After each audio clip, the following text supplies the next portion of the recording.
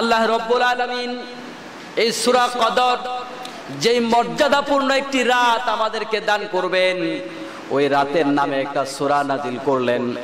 কদর মানে হলো মর্যাদা, কদর মানে হলো মর্তবা।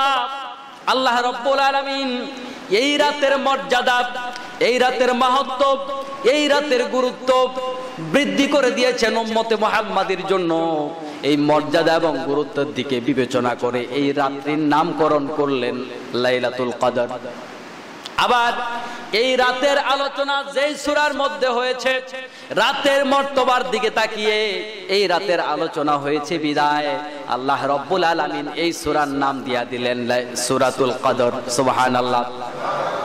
এখানে মর্তবার মর্তবা, লাইলাতুল কদর যে ব্যক্তি পাবে, আল্লাহ রাব্বুল আলামিন কোন মানুষ যদি তার এই রাতটাকে ভালোভাবে কাজে লাগাতে পারেন, তাহলে একটা মানুষের অতীত জীবনে যত অপরাধ করেছে, যত অন্যায় করেছে, একটা রাতের বদৌলতে আল্লাহ রাব্বুল আলামিন গোটা জীবনের সবগুলো অপরাধ মাফ করে দেবেন। সুবহানাল্লাহ।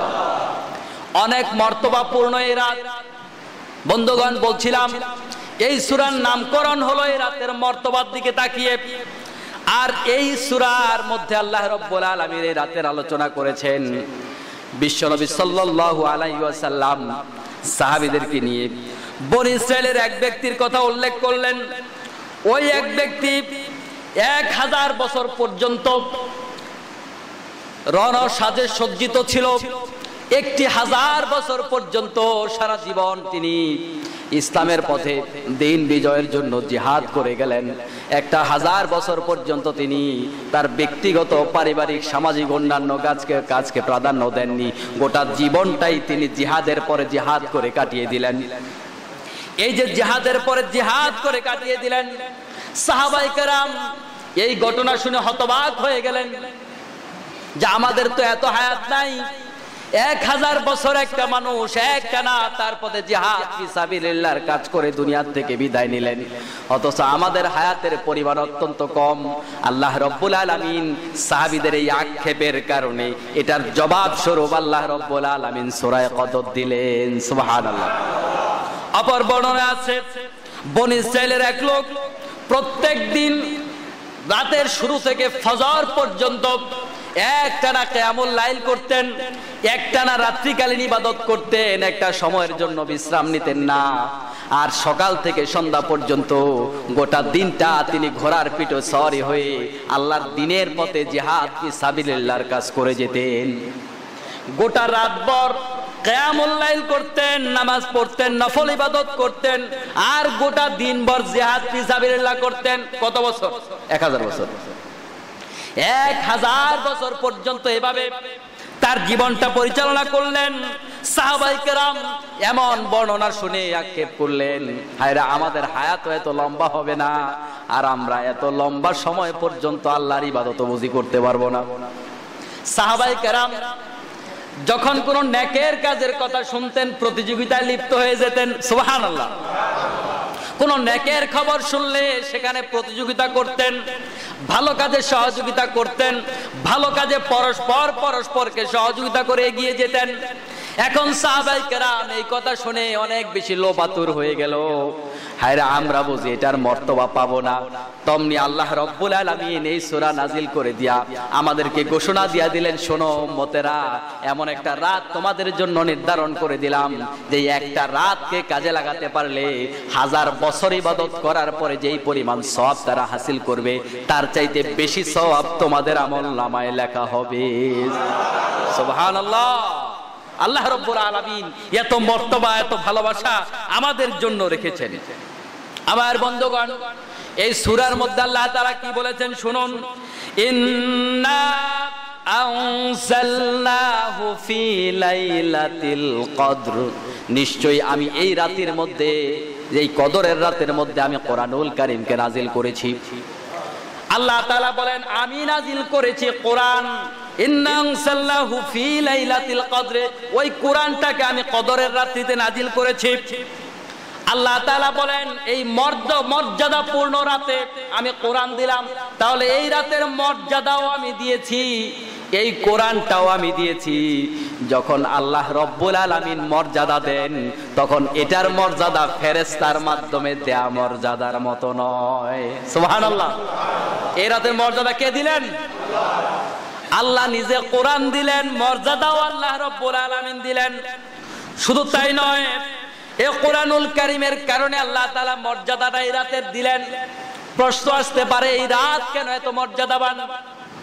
আমার বন্ধুগণ, শেষ জামানার নবী মুহাম্মদুর রাসূলুল্লাহ সাল্লাল্লাহু আলাইহি ওয়াসাল্লামের উপরে কোরআন নাজিল হয়েছে বিধায় লক্ষ লক্ষ পয়গাম্বরের মধ্যে সবচাইতে বড় মর্যাদার পয়গাম্বর হলো মুহাম্মদুর সাল্লাল্লাহু আলাইহি ওয়াসাল্লাম। কারণ কি? কোরআন নাজিল হয়েছে। কি কারণ? কোরআনওয়ালা নবী হলো সবচাইতে উচ্চ মর্তবার নবী। কোরআনওয়ালা উম্মত হলো সবচাইতে উচ্চ মর্তবার উম্মত। আল্লাহ রাব্বুল আলামিন এই উম্মতের আগে অন্য উম্মতদেরকে জান্নাত দিবেন না। সুবহানাল্লাহ। হায়াত কম, আমল কম, জান্নাত সবার আগে। আল্লাহু আকবার। আল্লাহ রাব্বুল আলামিন কোরআন দেওয়ার কারণে জাতীয়ত মর্যাদাবান। আল্লাহ রাব্বুল আলামিন যেই মাসে কোরআন নাজিল করলেন, এই 12টা মাসের মধ্যে একটা মাসকে আলাদা করে দিলেন, এটা খুব মর্যাদাবান। সুবহানাল্লাহ। আবার এই মাসের মধ্যে যেই রাতে আল্লাহ তাআলা কোরআন নাজিল করলেন, এই মাসটার ভেতরে বাকি 29 দিন বাদ দিয়ে একটা দিনকে এই 30 দিনের মাঝে প্রাধান্য দেয়া দিলেন। সুবহানাল্লাহ। তাহলে প্রত্যেকটা প্রাধান্যের পিছনে একটা জিনিস কাজ করেছে, সেটা হলো কোরআন। সেটা কি? কোরআন হলো এমন একটা কষ্টি পাথর, কোরআন হলো এমন একটা জিনিস যেটা লোহার সাথে লাগার সাথে সাথে সোনায় পরিণত হয়ে যায়। সুবহানাল্লাহ। কষ্টি পাথর মানে এমন একটা ম্যাজিক পাথর, যেই পাথর যার সাথে লাগে সেটাই সোনা হয়ে যায়। আছে না এরকম পাথর? নাম শুনেন না আপনারা? গল্প হোক আর সত্যি হোক, এমন এক পাথর, এমন এক অলৌকিক পাথর যা সোনার সাথে লাগলে, লোহার সাথে লাগলে সোনা হয়ে যায়, তামার সাথে লাগলে সোনা হয়ে যায়, ধাতব পদার্থের সাথে লাগলে সোনা হয়ে যায়। কোরআনুল কারীম হলো এমন একটা ম্যাজিক, এমন একটা জিনিস, এটা যার সাথে লাগে তার মর্তবাই বেড়ে যায়। আল্লাহু আকবার। একটা মানুষ যখন চাকর থেকে শুরু করে নিজের জীবন পরিবর্তন করার চেষ্টা করে, একটা মানুষ যখন মিসকিন থেকে নিজের জীবন পরিবর্তনের চেষ্টা করে, একটা মানুষ যখন ফকির থেকে তার জীবন পরিবর্তনের চেষ্টা করে, ইনকাম করা শুরু করে, পরিশ্রম করা শুরু করে, তার সারা জীবনের পরিশ্রম দিয়ে আসে এমপি পর্যন্ত হইতে পারে না। পারে নাকি? কঠিন কাজ, ঠিক না? একটা মিসকিন ইনকাম করলে আর কি করবে? সে তার এই মিসকিনের ইনকাম দিয়ে এমপি মন্ত্রী হওয়া সম্ভব নাকি? এ বড় জোর মেম্বার চেয়ারম্যান হইতে পারে, ঠিক না আমার বন্ধুগণ? কিন্তু আল্লাহর কোরআনুল কারীম যেই সমস্ত ব্যক্তিরা ধারণ করেছিল, ওই ব্যক্তিগুলোর মাঝে এতিম ছিল, মিসকিন ছিল, কাঙ্গাল ছিল। ওই ব্যক্তিগুলোর মাঝে অনেক আয় রোজগারহীন ব্যক্তি ছিল, যেই লোকগুলার সামাজিক কোনো মর্যাদা ছিল না। কিন্তু বন্ধুগণ, তাদের অবস্থা হলো এমন, আল্লাহর কোরআনুল কারীমকে ধারণ করার কারণে তাদের মর্তবা এত বেশি হয়ে গেছে, কিয়ামত পর্যন্ত সব মানুষের উপরে তাদের মর্তবা থাকবে। সুবহানাল্লাহ। একজন সাহাবী বেলাল হাবশী গোলাম, তার বংশমর্যাদা নাই, ব্যক্তিগত জীবনে খুব বেশি কৃতিত্বর কিছু ছিল না। বাবা চাকর, নিজে গোলাম, বাবাও গোলাম, গোলামের ঘরের গোলাম। চেহারা, বংশমর্যাদা, ধন সম্পত্তি কোনো কিছুই ছিল না। কিন্তু দেখা গেল বন্ধুগণ, ইসলাম কবুল করার পরে তার মর্তবা, তার সুনাম, তার সুখ্যাতি এত বেশি বেড়ে গেল, কিয়ামত পর্যন্ত বেলালের মতো একটা মানুষ আর কোনোদিন জমিনে জন্ম হবে না। আল্লাহু আকবার। কত মর্তবা আল্লাহ দিয়েছেন, কিসের কারণে? কোরআনের কারণে আল্লাহ তাআলা দিয়েছেন।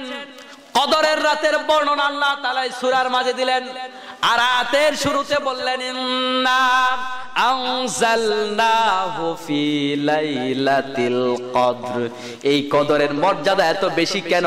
কারণ হলো আমি এই কদরের রাত্রিতে আমার কোরআনুল কারীম নাজিল করেছি। সুবহানাল্লাহ। আমার বন্ধুগণ, কদরের রাতে আল্লাহ রাব্বুল আলামিন কোরআনুল কারীমটা কোথায় নাজিল করেছেন? আব্দুল্লাহ ইবনে আব্বাস রাদিয়াল্লাহু তাআলা আনহু থেকে বর্ণিত হাদিস, আল্লাহ তাআলা এই কদরের রাত্রিতে লাউহে মাহফুজ থেকে গোটা কোরআনুল কারীমকে প্রথম আসমানের মধ্যে একযোগে নাজিল করলেন। তারপরে এই প্রথম আসমান থেকে বিশ্বনবী জনাবে মুহাম্মদুর রাসূলুল্লাহ সাল্লাল্লাহু আলাইহি ওয়াসাল্লামের উপরে বিভিন্ন সময়, বিভিন্ন প্রেক্ষাপট, বিভিন্ন প্রয়োজন, বিভিন্ন চাহিদার আলোকে জিবরাইল আলাইহিস সালামের মাধ্যমে আল্লাহ কোরআন দিলেন। তাহলে আল্লাহ তাআলা প্রথমত লাউহে মাহফুজ থেকে একবারে কোরআন দিলেন, আর পরবর্তীতে যেই কোরআনটা আমাদের হাতে আসলো, এই কোরআনটাকে আল্লাহ রব্বুল আলামিন একবারে নাজিল করেন নাই, বরং এই কোরআনটাকে নাজিল করেছেন বিভিন্ন প্রেক্ষাপটে, বিভিন্ন প্রয়োজনে, বিভিন্ন সমস্যাকে কেন্দ্র করে। একবারে আল্লাহ কোরআন দিলেন না, সমস্যাকে কেন্দ্র করে কোরআন দিলেন, প্রয়োজনকে কেন্দ্র করে কোরআন দিলেন, চাহিদাকে কেন্দ্র করে কোরআন দিলেন। এই ঘটনার থেকে বোঝা যায় আল্লাহর কোরআনুল কারীম তেলাওয়াতের জন্য, খতম দেওয়ার জন্য আসে নাই আপনার আমার কাছে, বরং কোরআন এসেছে মানব জাতির প্রয়োজন পূরণ করার জন্য। মানব জাতি যখনই কোনো অশান্তির মধ্যে পড়েছে, মানব জাতি যখন কোনো ঝামেলায় পড়েছে, মানব জাতি যখন কোনো সন্দেহের মধ্যে পড়েছে, মানব জাতি যখন কোনো দ্বিধা দ্বন্দ্বের মধ্যে পড়েছে, মানব জাতি যখন কোনো বিপদের সম্মুখীন হয়েছে, ওই বিপদ থেকে মুক্তি দেওয়ার জন্য, দ্বিধা দ্বন্দ্ব থেকে মুক্তি দেওয়ার জন্য, ঝামেলা থেকে মুক্তি দেওয়ার জন্য সময়ের চাহিদা অনুপাতে আল্লাহ তাআলা কোরআন দেয়া বোঝায় দিলেন, আমার গোলামেরা, আমি তোমাদেরকে কোরআন তেলাওয়াতের জন্য নাজিল করি নাই, বরং কোরআন নাজিল করেছি তোমাদের প্রয়োজন পূরণের জন্য। ঠিক কিনা বলেন? কোরআন প্রয়োজনের জন্য নাজিল হয়েছে, জীবন পরিবর্তনের জন্য কোরআন নাজিল হয়েছে, কোরআনের আলোকে জীবন গড়ার জন্য কোরআন নাজিল হয়েছে, কোরআনের রঙে জীবনকে রাঙানোর জন্য কোরআন নাজিল হয়েছে, কোরআনের আদলে নিজের ব্যক্তি জীবন, সমাজ জীবন, রাষ্ট্রীয় জীবন, আন্তর্জাতিক জীবন পর্যন্ত প্রত্যেকটা জীবন কোরআনুল কারীমের আলোকে গড়ার জন্যই কেবলমাত্র আল্লাহ কোরআন দিয়েছেন। আল্লাহ শুধুমাত্র ব্যক্তিগতভাবে মানার কোরআন দেন নাই। আজকে ব্যক্তি জীবনে আমরা কোরআন অনেকেই মানতে রাজি আছি, যতটুকু পারি মানি, কিন্তু সমাজ জীবনে কোরআন মানার ব্যাপারে আমার সামনে যারা শ্রোতা আছেন তারাও একমত না। ঠিক না ভাই? ঠিক বলেন। সমাজ জীবনে কোরআন মানার ব্যাপারে একমত। মসজিদে ঠিক বললো, বাইরে গিয়ে কিন্তু আর জায়গায় থাকে না। তখন কি জায়গায় থাকে? যখন রায় দেয় তখন কি দাড়িওয়ালা লোককে রায় দেয় না, দাড়ি ছাড়া লোককে রায় দেয়? দাড়ি ছাড়া লোককে রায় দেয়। তাহলে বোঝা গেল মসজিদে যত জোরে জি বলুক, সমাজ জীবনে কোরআন আসুক, এটাই সমাজের বহু মানুষ চায় না। কিন্তু বিশ্বনবী সাল্লাল্লাহু আলাইহি ওয়াসাল্লাম যখন সামাজিক সমস্যায় পড়েছেন কোরআন নাজিল হয়েছে, যখন ব্যক্তিগত সমস্যায় পড়েছেন কোরআন নাজিল হয়েছে, যখন সাহাবীদের কোনো প্রয়োজন তখন কোরআন নাজিল হয়েছে, রাষ্ট্রীয় কোনো আইনের দরকার তখনও কোরআন নাজিল হয়েছে, যখন কোনো কূটনৈতিক বিষয় দরকার তখনও কোরআন নাজিল হয়েছে, যখন কোনো রাজনৈতিক সলিউশন দরকার তখনও কোরআন নাজিল হয়েছে। প্রত্যেকটা সমস্যার সময় কোরআন নাজিল হয়েছে। এর দ্বারা বোঝা যায় কোরআনুল কারীমটা শুধু ব্যক্তি জীবনে মানার জন্য নয়, বরং জীবনের যতটা ধাপ আছে প্রত্যেকটা ধাপেই কোরআন মানা লাগবে। এটা হলো কোরআনের চাহিদা। আল্লাহ বলেন, ইন্না আনজালনাহু ফি লাইলাতিল কদর, আমি এই মর্যাদাপূর্ণ রাতে কোরআন নাজিল করলাম। এই রাত মর্যাদাপূর্ণ হয়ে গেল কোরআনের কারণে। এই কোরআনুল কারীম মানুষের ভাগ্য পরিবর্তন করে দেয়। এই কোরআনুল কারীম যদি কোনো জাতি, কোনো ব্যক্তি অনুসরণ করে, তখন তার ভাগ্যটার মধ্যে সাথে সাথে পরিবর্তন দেখা দেবে। সুবহানাল্লাহ। আল্লাহ রাব্বুল আলামিন বলেন, তাহা মা আনজালনা আলাইকাল কুরআনা লিতাশকা। নবী হে, আমি আপনাকে কোরআনুল কারীমটা এই জন্য নাজিল করি নাই, এই জন্য কোরআন দেই নাই যে কোরআনুল কারীম আপনাকে ভাগ্যাহত করবে, আপনার ভাগ্যকে নষ্ট করে দেবে। এই জন্য আমি কোরআন দেই নাই, বরং কোরআন দিয়েছি আপনার ভাগ্যকে উন্নত করার জন্য। সুবহানাল্লাহ। ভাগ্য উন্নত হয়েছে কি হয় নাই? সাহাবায়ে কেরাম যখন আল্লাহর কোরআনুল কারীমের আদলে একটা ইসলামী সমাজ বিনির্মাণ করলেন, তখন কোন ফকির, মিসকিন, এতিম, তারপরে যাকাত খাওয়ার মতো, ফেতরা খাওয়ার মতো লোক পর্যন্ত খুঁজে পাওয়া যায় না। সুবহানাল্লাহ। আর আমাদের বাংলাদেশকে আমরা বলি যে বাংলাদেশ সিঙ্গাপুর চলে যাচ্ছে, বলি কি বলি না? বাংলাদেশ সিঙ্গাপুর যায়, কিন্তু খালি সিমেন্ট ছাড়া বালু দিয়ে ব্রিজ বানায় ফেলে, আছে না এরকম? এ হলো বাংলাদেশের সিঙ্গাপুর। আমার বন্ধুগণ, কিন্তু সাহাবায়ে কেরাম অর্ধেকটা পৃথিবীর দায়িত্ব পালন করেছেন, একটা মোমবাতির দুর্নীতি করে নাই। আল্লাহু আকবার। একটা মোমবাতির দুর্নীতি শুনুন। ওমর রাদিয়াল্লাহু তাআলা আনহুর কাছে একজন লোক ব্যক্তিগত কথা বলতে আসলেন অন্ধকারের মধ্যে, মানে রাতের মধ্যে। তিনি তখন মোমবাতি বন্ধ করে দিলেন। মোমবাতি বন্ধ কেন করেছেন? কারণ মোমবাতিটা ছিল রাষ্ট্রীয় টাকার মোমবাতি, রাষ্ট্রীয় কাজে মোমবাতির আলো ব্যয় করে তিনি রাষ্ট্রীয় কার্যক্রম পরিচালনা করছিলেন। এখন যেই কথা চলছে এটা হলো ব্যক্তিগত কথা। এই 2 টাকার মোমবাতির দুর্নীতি সাহাবায়ে কেরামের মাধ্যমে হয়নি। আল্লাহু আকবার। কিসের কারণে বলেন? কোরআনের কারণে। আমার বন্ধুগণ, আল্লাহর কোরআন মানুষকে দুর্নীতি মুক্ত করে, আল্লাহর কোরআন মানুষকে পাপ মুক্ত করে, আল্লাহর কোরআন মানুষকে কুলুষ মুক্ত করে, আল্লাহর কোরআন মানুষকে দারিদ্র মুক্ত করে, আল্লাহর কোরআন মানুষকে সমাজ থেকে অশান্তি দূর করে দেয়। সুবহানাল্লাহ। অশান্তি দূর হয়েছে দেখেন। বিশ্বনবী সাল্লাল্লাহু আলাইহি ওয়াসাল্লাম নবুয়তির আগে 23 বছর পর্যন্ত সমাজ থেকে অশান্তি দূর করার জন্য আন্দোলন করেছেন। কত বছর? আবার নবুয়তির পরেও 23 বছর আন্দোলন করেছেন সমাজ থেকে অশান্তি দূর করার জন্য। নবুয়তির আগে যেই 23 বছর চেষ্টা করলেন, আগেও 23 বছর, পরেও 23 বছর সমান সমান চেষ্টা করেছেন। আগে 23 বছর সমাজ থেকে অশান্তি দূর করার জন্য যে চেষ্টা করলেন, এই 23 বছরে মানব জাতিকে 23 পয়সার রেজাল্ট দিতে পারে নাই। কিন্তু একই ব্যক্তি যখন কোরআন দিয়া সমাজ থেকে অশান্তি দূর করার জন্য আন্দোলন শুরু করলেন, 23 বছরের ব্যবধানে গোটা মানব সভ্যতা থেকে দুঃখী মানুষ চিরতরে দুর্বৃত হয়ে গেছে। ঠিক কিনা বলেন? দুঃখী আর কোনো মানুষ নাই, অভাবী আর কোনো মানুষ নাই, হতদরিদ্র আর কোনো মানুষ নাই। 23 বছরের ব্যবধানে একই ব্যক্তি আগে চেষ্টা করলো, সমাজ পরিবর্তন হলো না। আবার একই ব্যক্তি চেষ্টা করার পরে সমাজ পরিবর্তন হয়ে গেল। তার একটা মাত্র কারণ হলো আগে কোরআন ছিল না, পরে কোরআন ছিল। এর থেকে বোঝা যায় বন্ধুগণ, আপনারা আমরা এক একজন এক এক জায়গায় দায়িত্বশীল, এক একজন এক এক জায়গার কর্তা, এক একজন এক এক জায়গার নেতা। কেউ পরিবারের নেতা, কেউ সমাজের নেতা, কেউ রাষ্ট্রের নেতা, কেউ জেলার নেতা, কেউ গোটা দেশের নেতা। আমার বন্ধুগণ, যে যে জায়গায় দায়িত্ব পালন করি, যত সৎ নিয়ত নিয়ে দায়িত্ব পালন করি না কেন, যদি এই নিয়তের সাথে সাথে কোরআনুল কারীমের আইন কানুন বিধান না থাকে, বিশ্বনবী সাল্লাল্লাহু আলাইহি ওয়াসাল্লাম তার নিজের জীবনটাই সাক্ষী যে আল্লাহর কোরআন ছাড়া সমাজে শান্তি কায়েম করা যায় না। রাসূলের কি নিয়ত খারাপ ছিল? আগে 23 বছর কি নিয়ত খারাপ ছিল? নিয়ত ভালো ছিল না? কার্যক্রম ভালো ছিল না? সবই তো ভালো ছিল, কিন্তু সমাজের কোনো পরিবর্তন হয় নাই।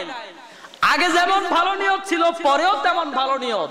আগে যেমন পরিশ্রম করেছে, পরেও তেমন পরিশ্রম করেছে। আগে যে লোকগুলাকে নিয়ে পরিশ্রম করেছে, পরেও সেই লোকগুলা অনেকেই তার সাথে ছিল।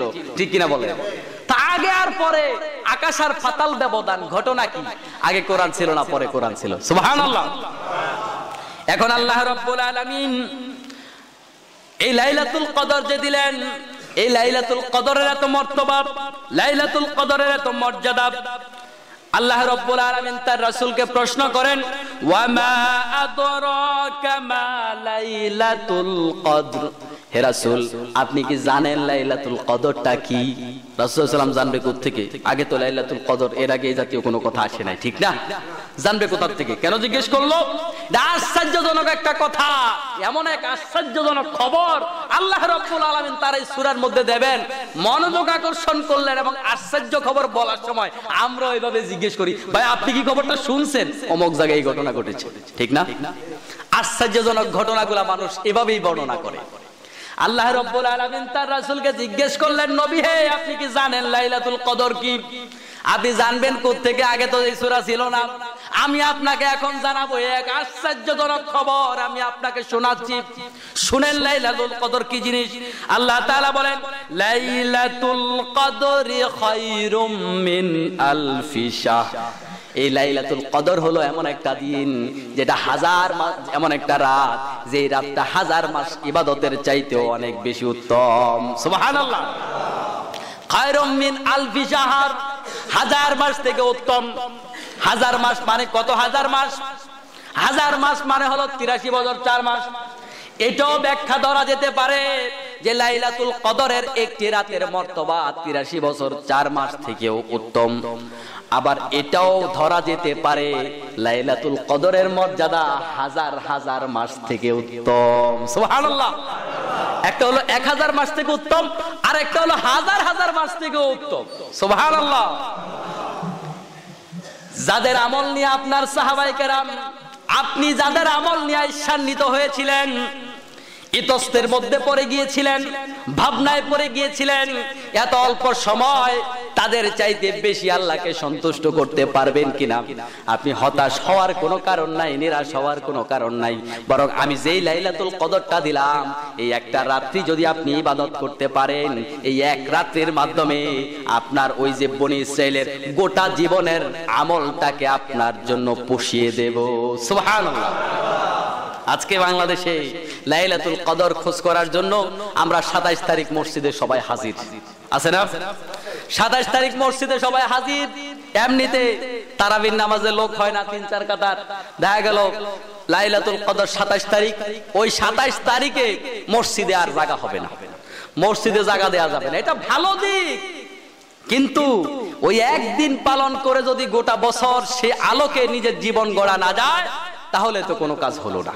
ঠিক কিনা বলেন আমার বন্ধুগণ? এই জন্য লাইলাতুল কদর এই যে একটা বিশেষ দিবস, বিশেষ দিবসগুলা মানব সমাজে যেই দিবসগুলা প্রচলিত আছে, আমরা সেই দিবসগুলাতে গোটা জীবনের জন্য কিছু সিদ্ধান্ত গ্রহণ করি, ঠিক না? যে আমরা আজকে এই মা দিবস ওয়াদা করব, মায়ের সাথে আর বেয়াদবি করব না, এরকম মা দিবস বাংলাদেশে আমরা পালন করি না, যদিও অন্যান্য দেশে পালন হয়, হয় না? মা দিবস, বাবা দিবস, ভাই দিবস, বোন দিবস, বুদ্ধি দিবস, চিন্তা দিবস, দিবসের তো অভাব নাই। এখন প্রতি মিনিটে মিনিটে দিবস, দিন থেকে এখন এটা ঘন্টায় চলে গেছে, দিবস আর দিবস। এই যে আল্লাহ রাব্বুল আলামিন একটা নির্ধারিত দিবস, একটা রজনী আল্লাহ তাআলা আমাদেরকে দিলেন, এই রজনী তো আমাকে আপনাকে শপথ নিতে হবে। এই রজনী, এই রমজানের শিক্ষাকে কেন্দ্র করে, যেহেতু আল্লাহ তাআলা বলেছেন এই রাতে সমস্ত গুনাহ মাফ করে দেন, আমরা আস্থা এবং বিশ্বাসের সহিত আল্লাহর ইবাদত করব এই রাতে খুব ভালোভাবে, এবং এই বিশ্বাসটা নিয়ে বাকি বছর 11টি মাস পালন করব, তবেই এই লাইলাতুল কদর মর্যাদাপূর্ণভাবে আমাদের কাছে সার্থকভাবে পালিত হবে। ঠিক কিনা বলেন? এজন্য লাইলাতুল কদরকে বিশেষ দিবস হিসাবে একদিন পালন করা নয়, বরং লাইলাতুল কদর কয়দিন পালন করব, সাহাবায়ে কেরাম কয়দিন পালন করেছেন, বিশ্বনবী সাল্লাল্লাহু আলাইহি ওয়াসাল্লাম কয়দিন পালন করেছেন, হাদিস থেকে শুনুন।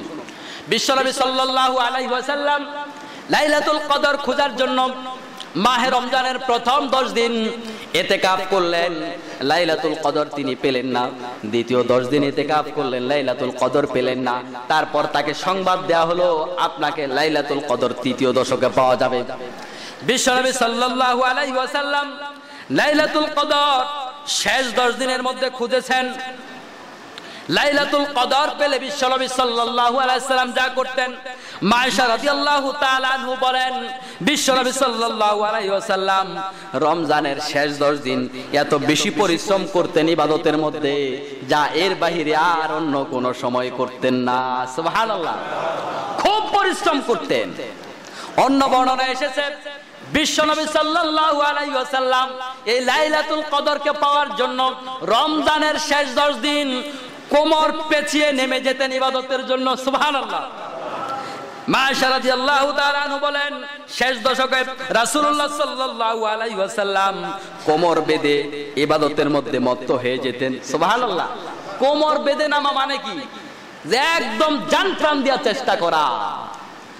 শুধু তাই নয়, ওই বিজয়ের রাতগুলোতে বিশ্বনবী সাল্লাল্লাহু আলাইহি ওয়াসাল্লাম গোটা রাত ইবাদতের মধ্যে কাটাতেন, আর পাশাপাশি তার আহালকে, তার পরিবার পরিজনকে পর্যন্ত সেই সাথে সজাগ রাখতেন। সুবহানাল্লাহ। তাদেরকে সজাগ রেখে ইবাদতের মধ্যে মত্ত রাখতেন বিশ্বনবী সাল্লাল্লাহু আলাইহি ওয়াসাল্লাম। এরপরে কথা হলো, তাহলে আমরা লাইলাতুল কদর কোন দিন পালন করব? লাইলাতুল কদরের ব্যাপারে হাদিস থেকে যে বর্ণনাগুলো পাওয়া যায়, 21 তারিখও পাওয়া যায়, 23 তারিখও পাওয়া যায়, 24 তারিখও পাওয়া যায়, 27 তারিখ পাওয়া যায়, 25 তারিখ পাওয়া যায়, 29 তারিখ পাওয়া যায়। কোনটা সঠিক? আমার বন্ধুগণ, বাংলাদেশে আমরা একটা তারিখকে আলাদা করেছি, কিন্তু হাদিসের বিভিন্ন ইঙ্গিত থেকে অনেকগুলা ডেটের কথাই পাওয়া যায়, তাহলে আমরা কোনটা পালন করব? বিশ্বনবী সাল্লাল্লাহু আলাইহি সাল্লাম বলেন, আমাকে লাইলাতুল কদর দেখানো হয়েছিল, কিন্তু এর পরক্ষণেই আমাকে লাইলাতুল কদর কোন রাত্রিতে তা ভুলিয়ে দেওয়া হলো। অতঃপর তোমরা রমজানের শেষ দশকের প্রত্যেক রাতে লাইলাতুল কদর তালাশ করো। সুবহানাল্লাহ। আমাকে লাইলাতুল কদর দেখানো হয়েছে, তবে আমাকে আবার ভুলিয়ে দেওয়া হয়েছে। আমি এখন আর বলতে পারছি না লাইলাতুল কদর কবে। এর থেকে বোঝা যায় রাসূলুল্লাহ সাল্লাল্লাহু আলাইহি সাল্লামও ভুলে যেতে পারেন, আল্লাহ তাআলা তাকে ভুলিয়ে দিয়েছেন, ঠিক না? অন্য হাদিসে রাসূলুল্লাহ সাল্লাল্লাহু আলাইহি সাল্লাম বলেন, আমাকে লাইলাতুল কদর দেখানো হয়েছিল, আমি তা তোমাদেরকে জানানোর জন্য ঘর থেকে বের হলাম। এর মধ্যে দুইজন লোক আমার কাছে আগমন করলো, তাদের সাথে ছিল শয়তান। তাদের সাথে কি ছিল? এরপরে আমি লাইলাতুল কদরের কথা ভুলে গেলাম। অতএব তোমরা শেষ দশকে তা তালাশ করো এবং সন্ধান করো নবম, সপ্তম এবং পঞ্চম রাতে। এখানে আবার 3টা রাতের কথা। কয়টা রাতের কথা? এজন্য বিভিন্ন হাদিস থেকে যেই কথাগুলা পাওয়া যায়, এর দ্বারা বোঝা যায় শেষ দশকের যেই কোনো বেজর রাতে হতে পারে। এখন কথা হলো, শেষ দশকের বেজর রাতে পালন করবেন। বেজর রাতে যদি পালন করেন, বাংলাদেশের বেজর রাত নাকি সৌদি আরবের বেজর রাত? তারা তো আমাদের একদিন আগে রোজা শুরু করেছে, কিন্তু ইংরেজি ক্যালেন্ডার অনুপাতে আমাদের ডেট তাদের ডেট একটা ডেট। ঘন্টার না ব্যবধান, দিনের তো ব্যবধান না। দিনের ব্যবধান আছে তাদের সাথে আমাদের যদি বাজে রাত 4টা, ওদের বাজে রাত 1টা। বিষয়টা এরকম, রাতই তো, আরেক দিন তো না। তাহলে রাত দিন মিল আছে, শুধু ঘন্টার ব্যবধান। এখন রোজা পালন করে আবার তারা একদিন আগে। তাহলে লাইলাতুল কদর কি বাংলাদেশের বেজর রাত নাকি সৌদি আরবের বেজর রাত? আমার বন্ধুগণ, এই জন্য বিশ্বনবীর এই হাদিসটার উপর আমল করে আমাদের জন্য যত উপযুক্ত, আমাদের জন্য উচিত হবে যে শেষ দশক লাইলাতুল কদর তালাশ করা, স্বল্প পরিমাণে হলো প্রত্যেক দিন কিছু না কিছু নেক আমল করা। তাহলে আমার জন্য লাইলাতুল কদর ছুটে যাওয়ার সম্ভাবনা থাকবে না। কথা কি বুঝতে পেরেছেন? বেজর রাত্রে আপনি আমল বেশি করতে পারেন, তবে স্বল্প পরিমাণে হলেও কিছু কিছু নেক আমল আমরা প্রত্যেক রাতে করব। তাহলে লাইলাতুল কদর একেবারে আমাদের থেকে হাতছাড়া হয়ে যাবে না। পেছনে জায়গা হচ্ছে না, একটু ফাঁকা জায়গা করে দেবেন, কষ্ট করে যেন আমাদের ভাইরা বসতে পারে, কথা না বলে জায়গা করে দেন। আমার বন্ধুগণ, তাহলে বোঝা গেল লাইলাতুল কদর শেষ দশকের প্রত্যেক রাতে খোঁজা দরকার। 2 রাকাত নফল নামাজ পড়ে হলেও, 4 রাকাত নফল নামাজ পড়ে হলেও, 2, 4, 5, 10 টাকা সদকা দিয়া হলো লাইলাতুল কদরটাকে পালন করা দরকার। সারা বছর নফল ইবাদত করে অত বেশি মর্তবা, অত বেশি ক্ষমা আল্লাহর কাছে পাওয়া যাবে না, যেটা এই রাতে 2 রাকাত নামাজ পড়লে পাওয়া যেতে পারে। সুবহানাল্লাহ। এই রাতের 2 রাকাত নামাজের সিজদা দিয়া আল্লাহর কাছে যদি ক্ষমা চাওয়া যায়, তাহলে এই 2 রাকাতের বিনিময় গোটা বছর আল্লাহর কাছে ক্ষমা চাইলে যত না ক্ষমা পাওয়া যাবে, তার চাইতেও বেশি ক্ষমা পাওয়ার সম্ভাবনা আছে। সুবহানাল্লাহ। এজন্য লাইলাতুল কদরটাকে আমরা গুরুত্ব দিয়ে, এই যে বাকি 10 দিন আমাদের কাছে সময় আছে, 9 দিন বা 10 দিন, আজকের এই 20 রমজান দিবাগত রাত্রেই কিন্তু লাইলাতুল কদর শুরু হয়ে যেতে পারে, কারণ আরবিতে রাতটা আগে কাউন্ট হয়। তাহলে আজকের রাতটাই কিন্তু 21 রমজানের রাত।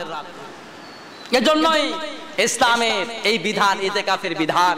ইতিকাফ করা মানে ইতিকাফ করাটা হলো এজন্য যেন কোনোভাবেই লাইলাতুল কদরটা আমাদের মধ্য থেকে হারিয়ে না যায়। আমার বন্ধুগণ, এরপর আল্লাহ রাব্বুল আলামিন তো বললেন লাইলাতুল কদর 1000 বছরের চেয়ে উত্তম। এই রাত্রিতে আল্লাহ তাআলা কি করেন? আন আবি হুরায়রা রাদিয়াল্লাহু তাআলা আনহু قال قال رسول الله صلى الله عليه وسلم من قام في ليلة القدر إيمانا واحتسابا غفر له ما تقدم من ذنبه। বিশ্বনবী সাল্লাল্লাহু আলাইহি ওয়াসাল্লাম বলেন, যে ব্যক্তি লাইলাতুল কদরের মধ্যে রাত্রিকালে দণ্ডায়মান হবে, কিয়ামুল লাইল করবে, দাঁড়িয়ে দাঁড়িয়ে যেই ব্যক্তি রাত্রিকালে লাইলাতুল কদরের নামাজ আদায় করবে, আল্লাহ রাব্বুল আলামিন বলেন অতীত জীবনের সব গুনাহ একটা রাতের মধ্যে আল্লাহ মাফ করে দেবেন। সুবহানাল্লাহ। অন্য জায়গায় আমরা জানি মান সামা রমাদানা ঈমানান ওয়া ইহতিসাবান গুফিরা লাহু মা তাকদ্দামা মিন যামবিহি, যে ব্যক্তি রমজানের রোজা পালন করবে ঈমান এবং ইহতিসাবের সহিত, আল্লাহ তাআলা তার অতীতের গুনাহ মাফ করবে। আল্লাহ এখানে আরো বিশ্বনবী সাল্লাল্লাহু আলাইহি ওয়াসাল্লাম আরো বেশি প্যাকেজ দিয়ে দিলেন, আরো শর্ট করে দিলেন যে এক রাত যে পালন করবে তার অতীত জীবনের সব গুনাহ আল্লাহ মাফ করবে। সুবহানাল্লাহ, কত মর্তবা! এত একের পর এক একটা হাদিসের চাইতে আরেকটা হাদিস আরো বেশি বেশি প্যাকেজ আমাদের জন্য বিশ্বনবী সাল্লাল্লাহু আলাইহি ওয়াসাল্লাম বর্ণনা করেন। এরপরেও মানব জাতির লোভ হয় না ইবাদতের প্রতি। ইন্না লিল্লাহ, ঠিক কিনা বলেন? আমার বন্ধুগণ, এই রাতে আমরা যে ইবাদত করব, নফল ইবাদতের ক্ষেত্রে একটা কথা বলে রাখি, সেটা হলো আমরা নামাজের পরে মোনাজাত নিয়ে যতটা না ব্যস্ত, নামাজকে খুশুখুজুর সহিত পালন করা নিয়ে ততটা ব্যস্ত হই না। ঠিক কিনা বলেন?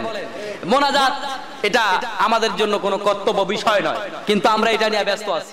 কোন হাদিসে আমাদেরকে বলে না যে প্রত্যেক নামাজে মোনাজাত করো, কিন্তু আমরা এটা নিয়ে খুব ব্যস্ত আছি। এটার একটা কুফলও আছে। কুফলটা কি জানেন? যখন কোনো মানুষের, উদাহরণটা কেউ খারাপ ভাবে নিবেন না, বাহিরে যখন কোনো মানুষের কোনো নারীর সাথে খারাপ সম্পর্ক থাকবে, তখন ঘরের স্ত্রীর সাথে সম্পর্কের ঘাটতি দেখা যায়। দেখা যায় না? এটা স্বাভাবিক না? রাসূলুল্লাহ সাল্লাল্লাহু আলাইহি ওয়াসাল্লাম যখনই কোনো বিপদে পড়তেন, ওয়াস্তাঈনু বিস-সাবরি ওয়াস-সালাহ, আল্লাহ বলেন যখন সাহায্য চাইবে আমার কাছে সাহায্য চাও নামাজের মাধ্যমে, ধৈর্যের মাধ্যমে। সাহাবায়ে কেরাম বিপদে পড়তেন, সিজদায় গিয়া তার নিজ ভাষায় আল্লাহর কাছে সকল কাকুতি মিনতি বলতেন। আল্লাহর কাছে যখন আল্লাহর কুদরতি পায়ে, আল্লাহর কদমে যখন পা রেখে আপনি যখন আল্লাহর কাছে ক্ষমা চাইবেন, আপনার মন যত নরম থাকবে, আল্লাহ যত কাছের করে আপনাকে গ্রহণ করবে। মোনাজাতে বললে অত কাছের হয় না, ঠিক না? একটা হলো আল্লাহর একদম সিজদায় গিয়া মাথা লুটিয়ে দিয়ে নিজের অস্তিত্ব বিসর্জন করে দিয়া ক্ষমা চাওয়া, আর একটা হলো হাত তুলে ক্ষমা চাওয়া। আপনার কাছে কোনটা বেশি ক্ষমা চাওয়ার, মানে ক্ষমা করার যোগ্য মনে হয় বলুন তো? সিজদা না? মোনাজাতকে এত বেশি প্রাধান্য আমরা দিয়েছি, এতে করে সিজদার গুরুত্ব কমে গেছে। খেয়াল করেছেন? এজন্য মাহে রমজানের রাতে আপনি যে কিয়ামুল লাইল করবেন, তাহাজ্জুদ নামাজ পড়বেন, আপনি সিজদায় গিয়ে চোখের পানি ছেড়ে সেখানে আল্লাহর কাছে আপনার নিজের ভাষায় আপনার যাবতীয় হালাল চাহিদার কথা বলতে পারবেন। অনেকে মনে করেন সিজদায় বোধহয় কথা বলা যায় না। না, আপনি সেখানে বলতে পারবেন। আপনি তাসবিহ পড়েন, এরপরে আপনি আপনার নিজের সকল চাহিদার কথা আল্লাহর কাছে নিজের ভাষায় বলতে পারবেন, আপনার নামাজ ছুটবে না। কথা কি বুঝতে পেরেছেন? আবার বন্ধুগণ, আল্লাহ তাআলা এরপরে বলেন, তানাজ্জালুল মালাইকাতু ওয়ার রূহু ফিহা বিইذনি রাব্বিহিম মিন কুল্লি আমর। এই রাত্রিতে আল্লাহ রাব্বুল আলামিন তার পক্ষ থেকে আল্লাহর অনুমতি ক্রমে আল্লাহ রাব্বুল আলামিনের ফেরেশতাগণ এবং জিবরাইল আলাইহিস সালাম দুনিয়ার মধ্যে আল্লাহর অনুমতি ক্রমে এই রাত্রির সকল কার্যক্রম নিয়ে নাজিল হয়ে যায়। সুবহানাল্লাহ। ফেরেশতারা দুনিয়ায় চলে আসে। জিবরাইল আলাইহিস সালাম এবং অন্যান্য ফেরেশতাগণ এই রাতের যে কার্যক্রম, আল্লাহ থেকে দেয়া যে কর্মসূচি, এই কর্মসূচি নিয়ে দুনিয়ার মাঝে আসে। এই রাতের মধ্যে আল্লাহ রাব্বুল আলামিন বাকি একটি বছর বান্দার জন্য যত সুফল কুফল, জন্ম মৃত্যু এই রাতের মধ্যে আল্লাহ রাব্বুল আলামিন নির্ধারণ করেন। আবার কোন কোন রাতে এমন পাওয়া যায়, কোন কোন মুফাসসিরিনে কেরাম বলেন যে আমরা যেটাকে শবে বরাত বলি, ওই শবে বরাতের মধ্যে আল্লাহ রাব্বুল আলামিন এই ভাগ্য নির্ধারণ করেন আর এটার বাস্তবায়ন করেন শবে কদরে, এটাও বর্ণনায় পাওয়া যায়। আল্লাহ তাআলা ফেরেশতাদেরকে দুনিয়ার বুকে পাঠিয়ে দেন। ফেরেশতারা কি করেন? সালামুন হিয়া হাত্তা মাতলাইল ফজর। আল্লাহ রাব্বুল আলামিন ফেরেশতাদেরকে দুনিয়ার মধ্যে শান্তি নিয়ে পাঠিয়ে দেন, সব অকল্যাণ থেকে মুক্ত করার জন্য সব কল্যাণ নিয়ে আল্লাহ দুনিয়ায় ফেরেশতা পাঠান। সুবহানাল্লাহ। এই রাতে আল্লাহ তাআলা কারোর জন্য গজব দেন না। এই রাতে আল্লাহ রাব্বুল আলামিন কারোর অকল্যাণ করেন না। এই রাতে আল্লাহ রাব্বুল আলামিন কারোর জন্য শাস্তি বরাদ্দ করেন না। এই রাতে শুধু শান্তি আর শান্তি। সুবহানাল্লাহ। সালামুন হিয়া হাত্তা মাতলাইল ফজর। ফজর উদিত হওয়া পর্যন্ত আল্লাহ রাব্বুল আলামিন তার গোলামদের জন্য কেবল শান্তি আর শান্তি বর্ষণ করেন। সুবহানাল্লাহ। তাই আসুন আমরা লাইলাতুল কদরকে খুব ভালোভাবে পালন করব। এটা আনুষ্ঠানিকতা নয়, বরং ব্যক্তি জীবনে ভালোভাবে পালন করব। লাইলাতুল কদর মানে বিরিয়ানির আয়োজন করা, এই সমস্ত আয়োজন করা থেকে বিরত থাকবেন। বিশেষ দিবসকে পালন করে সাহাবায়ে কেরাম এমন আচরণ কোনোদিন করেননি। সুতরাং এগুলা ইবাদতে ব্যাঘাত ঘটে, আর যারা ইবাদত মনে করে করবেন তখন তাদের আমলনামা এটার জন্য গুনাহ লেখা হবে। এজন্য এই কাজের দরকার নাই, বরং নিরিবিলে আপনি আল্লাহর ইবাদতে তাসবিহ তাহলিল কোরআন তিলাওয়াত থেকে শুরু করে নফল ইবাদতে ব্যস্ত হয়ে যাওয়ার জন্য চেষ্টা করবেন। আরেকটা বিষয় সংক্ষিপ্ত কথা বলে আমরা আজকে দুবার আলোচনা শেষ করব, যেহেতু বিষয়টা আমাদের সামনে। সাদাকাতুল ফিতর, সাদাকাতুল ফিতর যেটাকে যাকাতুল ফিতর বলা হয় অথবা সাদাকাতুল ফিতর, এই সাদাকাতুল ফিতর দেয়া প্রত্যেক মুমিনের জন্য, স্বাবলম্বী যে সমস্ত মুমিনরা ঈদের দিন নামাজের আগ পর্যন্ত যেই ব্যক্তির তার সকল ভরণ পোষণ দেওয়ার পরে এক সা পরিমাণ সম্পদ মানে চাল আটা এই পরিমাণ সম্পদ যার কাছে মজুদ থাকবে, সেই ব্যক্তি সাদাকাতুল ফিতর আদায় করবে। এখন এই আদায় করার ব্যাপারে অনেকে বলেছেন ওয়াজিব, অনেকে বলেছেন ফরজ।